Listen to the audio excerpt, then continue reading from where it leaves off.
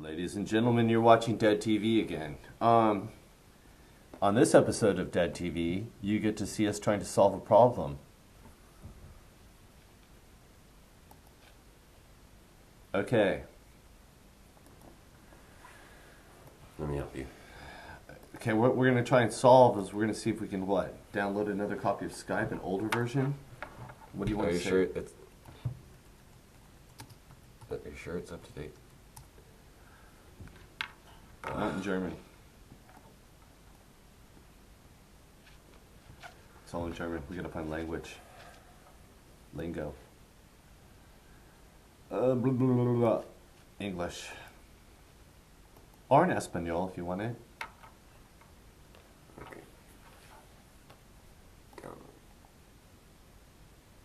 Computer. Good Skype for Mac.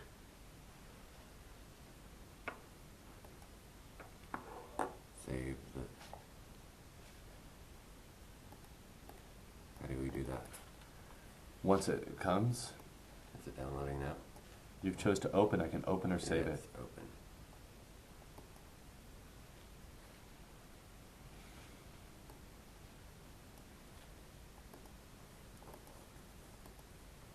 This is us looking attentively at the screen.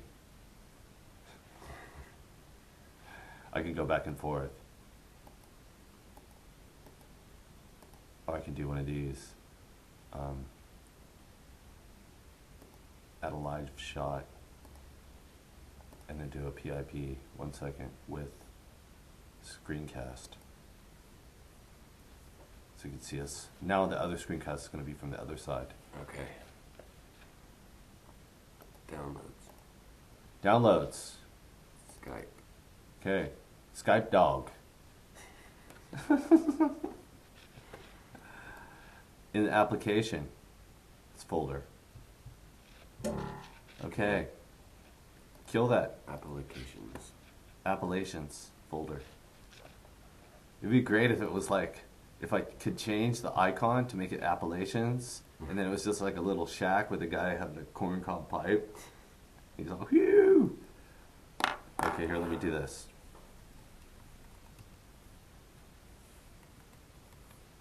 You know, the NSA could just figure out Everything. my password just by the sound of my...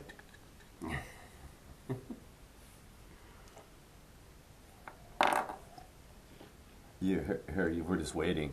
Or I could just zoom into that. I could probably make this really big even. No.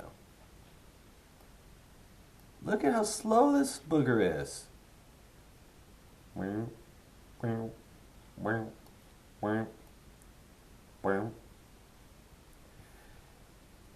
There's got to be other, like...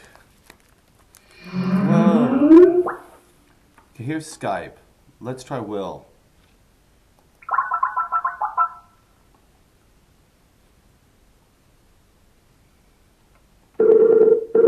No.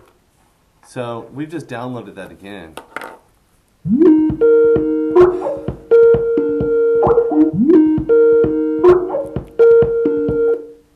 It says there's a call ended, there's a problem with my microphone. So let's see. Window, edit. Preferences. Where? Preferences. Audio, video. Audio, video. Microphone. Maybe we don't want to do No, we want live cam. live cam? Yeah. Hey!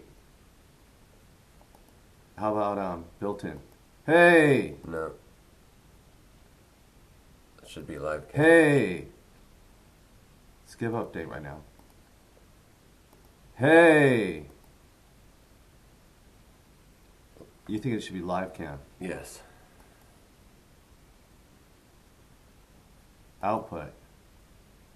That's right. Camera. No camera. Adjust volume. But That's because...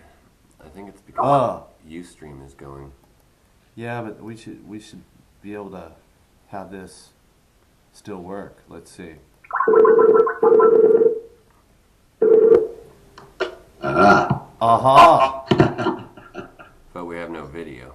Yes, we do. But he doesn't have video of us. I know, but he's not supposed to because our camera Okay. rules the roost. Are you online? Yeah, you're broadcasting. Yeah, but now I need to do this. Now you're on one half of it and we're on the other half of it. So it's me and Ryan, or Ryan and I, and Will Carruthers on the other side. What's up, bro Haim? Same old, same old. What's up with you? Well, I just read the newspaper. There's something interesting. So what I want to do first is play this video, and then we'll talk about it. So you'll hear the audio of the video, and then I'll read the news article, and I'm going to tie everything together, and I'm going to get your take on it, because you know I'm far out. Ready? Well, don't get me. Okay. So let me get this down for 1 second. And we need one of these. Okay.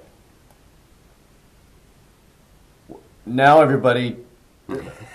dig this. Wait. Dig this.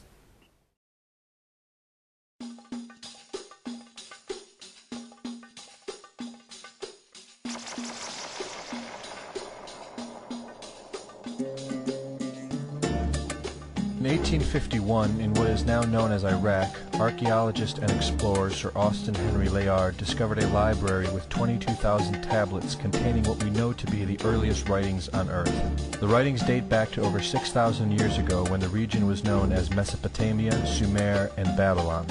Amongst these vast writings is a story which mirrors the book of Genesis in the Bible. It tells a story of a great flood which reshaped the face of the planet Earth and all of her inhabitants.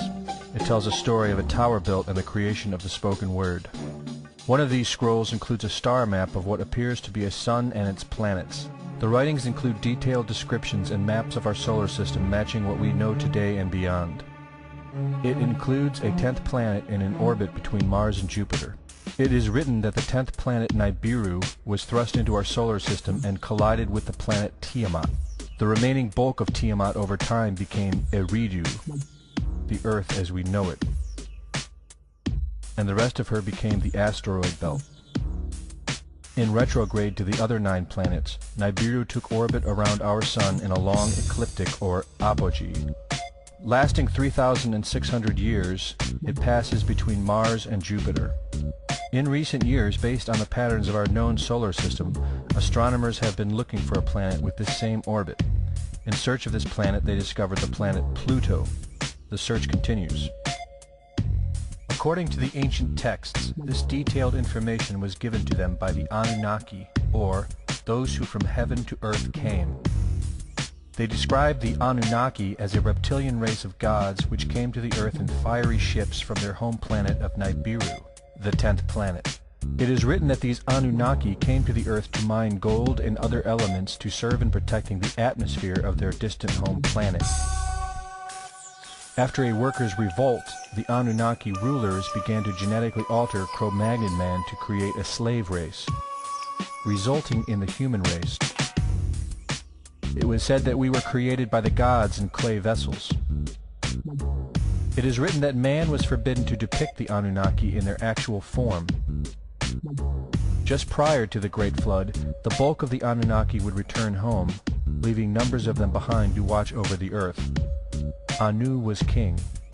Assigned to Anu to heed his instructions.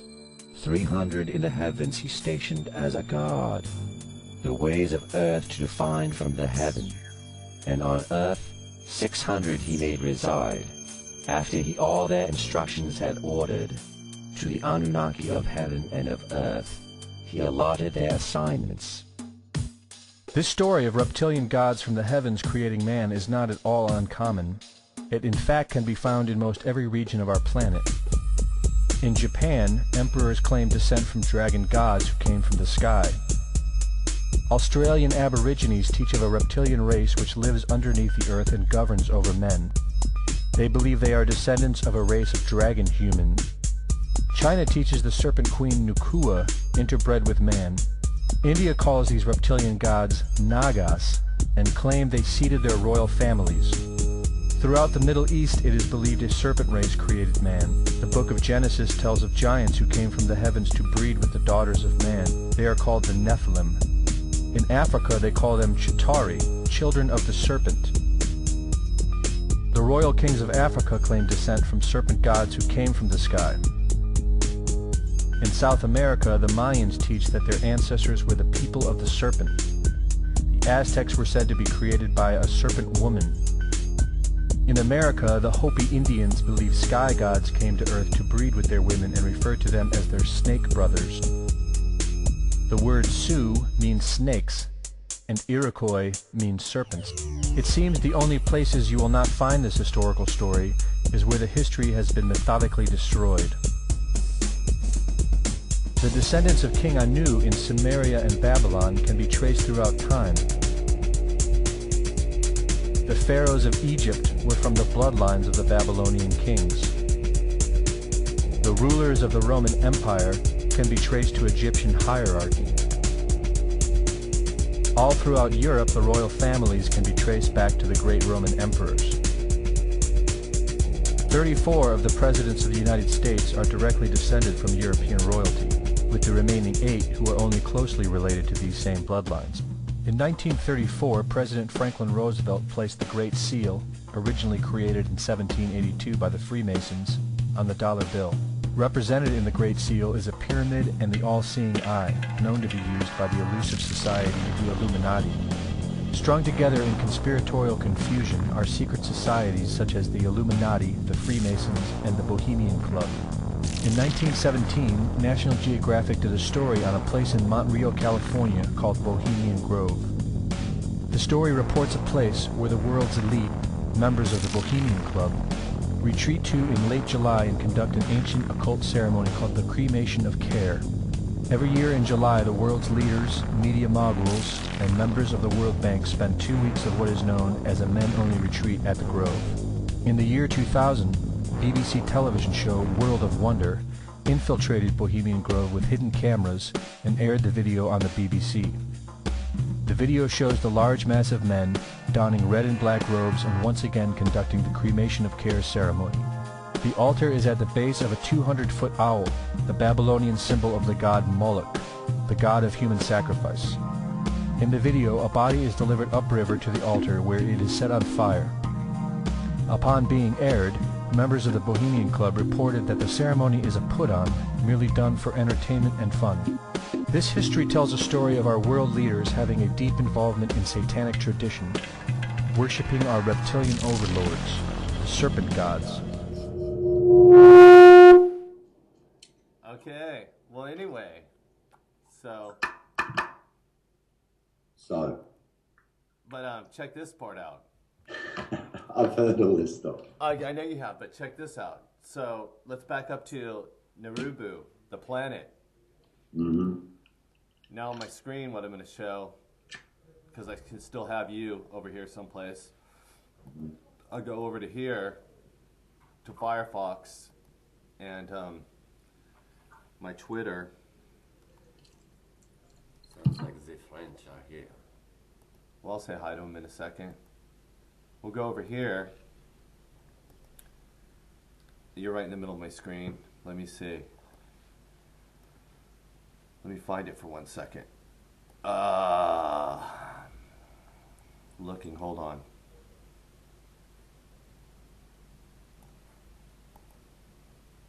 Okay. Here we go. Ready? Are you ready for this one? I'm going to read. Okay. Read. Here we go. Strong evidence suggests a super Earth lies beyond Pluto. Now this is coming from, I'll be in there in a minute. No problem. This is coming from Caltech. Okay? You know what Caltech is? No idea. Caltech is the prestigious scientific university in California. There's 2 of them in America that are the #1 big ones. There's MIT, that's Massachusetts Institute of Technology, and then there's California Institute of Technology. It's big. Yeah. It's the real deal. It's the hub for the internet on the West Coast. Okay. I mean, it's heavy. That's where they're doing all the science. Daniela, that girl I used to see a long time ago, that's putting all the chips in the monkeys' brains, you know, to control whatever, all that stuff.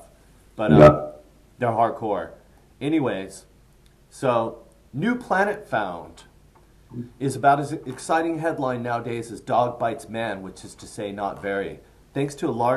Thanks largely to the space-based Kepler mission, astronomers have identified 2,000 new worlds orbiting stars that lie tens or even hundreds of light years from Earth in the last two decades. Collectively, these are significantly important, but with so many in hand, no single addition to the list is likely to be much of a big deal. But a new planet announcement today from Caltech is a very different proposition. Because the world it describes does not circle a distant star, it is part of our own solar system, a place you would think we pretty much well know. Now, going backwards, remember how I made my Affubin thing? Do you remember that? My cover for Affubin with the guys on the golden plate from the spacecraft? Mm-hmm.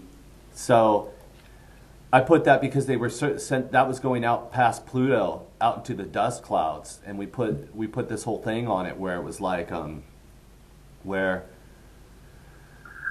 there was like a disc of all the languages and samples of music, and this is our culture, and here's what a man is, and here's binary information. All that stuff is like for aliens or whatever. And we sent this thing out, this probe, and they passed Pluto, and they said, okay, well, fuck, there's nothing out here.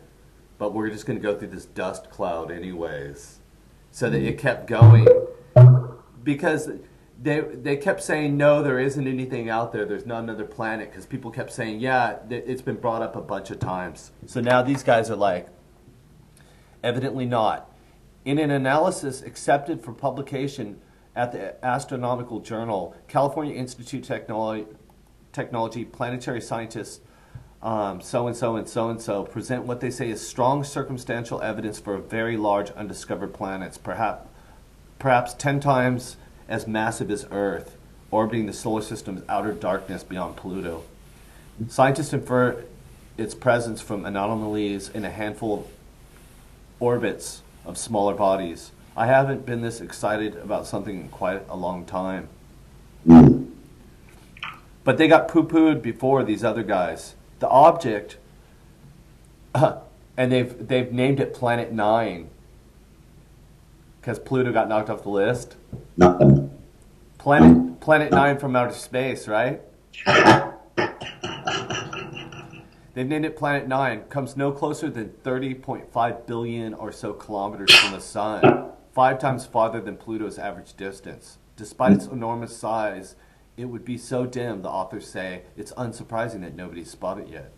And so these guys were like, people were saying online, on Twitter, going, I'm skeptical, it would be too cold, like whatever. But you know what? Like, there's all kinds of different ways they know that people could survive and do weird shit.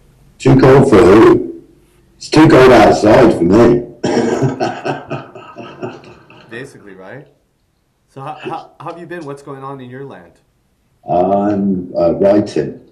I am writing and making pictures. So making pictures. Yeah? Making prototypes. I'm making prototypes. For covers? Prototypes. I'm going into the book business again. Yeah. Of course. But that's interesting news. Have you ever read a book called Ridley Walker? Have you? No, I haven't. No, we haven't. Ridley Walker is by an author called Russell Hoban, and it describes a post-apocalyptic world. And this guy's living on, and he's kind of a seer. This guy's kind of a seer, and he's wandering around and makes friends with a pack of dogs, and he's trying to unravel the mystery of the past, and their past is our present. So he's trying to unravel our belief system through the symbols that have been left for him in a post-apocalyptic world, and it's very interesting in regard to that stuff, because you know how whispers work. Yeah, it is really really interesting too. What you're saying. It's also interesting in light of in the concept of different dimensions being parallel, and simultaneous. So Yeah. so the possibility that what planets that look barren to you could also be completely lush, just on a different vibration. You Because could there's, look at this table, and it seems pretty solid to me, but you know, I know deep down it isn't, yeah, there's more space in the universe. and we know what to do with it. Yeah. Me, I have trouble keeping my fridge organised. Yeah. I have enough trouble with this dimension. You got dementia. Yeah, exactly. Penile dimensional. But, you know, I think it's very interesting. I think the stories of the dragons always interests me. Yeah. It always interests me, the St. Georgian dragon story, because it seems to go against so many of those original dragon myths. Yeah. That, Especially if the queen was if these guys are all lizards anyways, why would they be killing one? well, that's the strange Making them a thing. saint. It's a metaphor. Well, I mean, I don't know what it is, and I don't understand it, and that's why the Ridley Walker thing's so interesting, because you're dealing with stories that have been passed down through thousands of years. I'll tell you what I think. Through the destruction of societies. So how can we be actually sure what any of it means? I'll tell you what I think. Ridley Walker, it's hilarious, because the guy, you know, he's clutching at these symbols that he barely understands, and then they kind of fashion a religion out of it. Yeah. And it doesn't really, maybe it's not entirely accurate. Yeah. You know? I was thinking that, you know, it's kind of the opposite of the myth, because the myth is passed down from the governments, the ruling class. But I was thinking that, like, some of the lizards might have been protectors, some of these dragons. Well, I mean, let's look at how the lizards were viewed in these ancient societies. You know, obviously the Sioux didn't fucking hate them. Yeah. You know, you know, if their name means snakes, and it seems like the serpent. Yeah, let me interrupt you right there. A name in other cultures. Yeah. But it was within our culture. Could you imagine being one of those guys, like, with your horse? Well, the horses were only there, you know, I guess within 80 years or whatever, after the first Spanish came, they were already mastering the Palominos on the border of Oregon. Mm-hmm.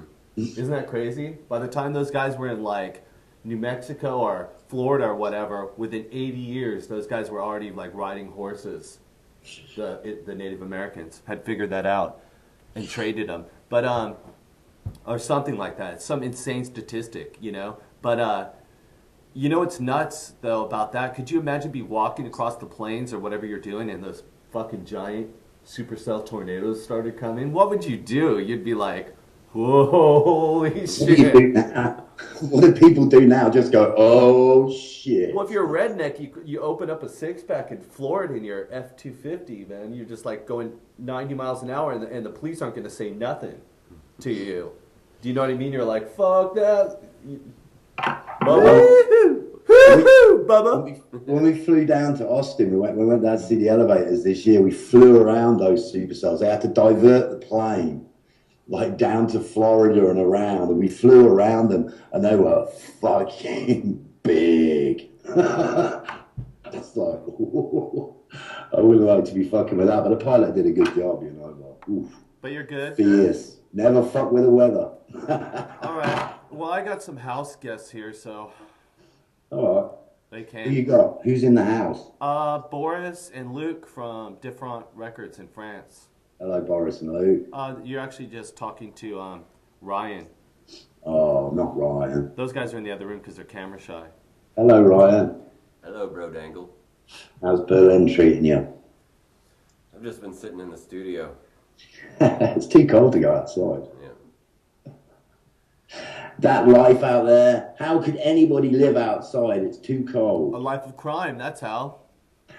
A life of sitting by the heater. Yeah, exactly. A heater. A heater. But I have to say goodbye. Okay. But thank you for this 20 minutes you gave us. It's a pleasure. Brilliant. Cheerio, gentlemen. See you soon. Bye. There goes Will Carruthers again. And I'm going to have to wrap this up. So, on that, let's see. This is our goodbye. Here we go. Until next time. Dig this.